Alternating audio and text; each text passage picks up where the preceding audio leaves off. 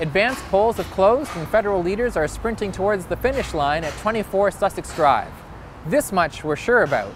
But voter volatility is on the mind of pollsters and politicians alike and will likely decide the outcome of the federal election on October the 19th.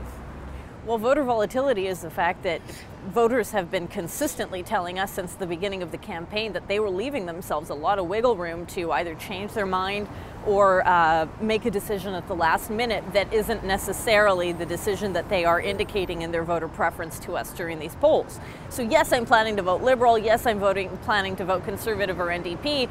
Could you change your mind between now and the time you vote? Yes.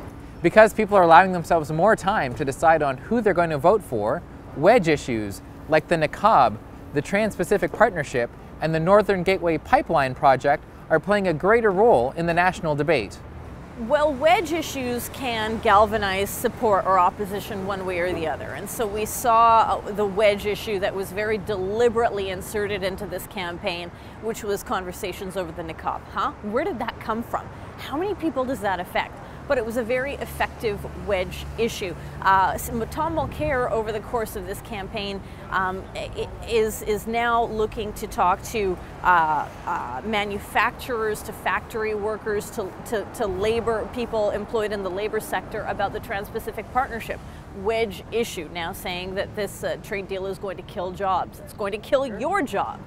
Another factor that could help decide the result is the voters' desire to support the big winner. Polls are showing that Justin Trudeau has the greatest amount of momentum going into the final week.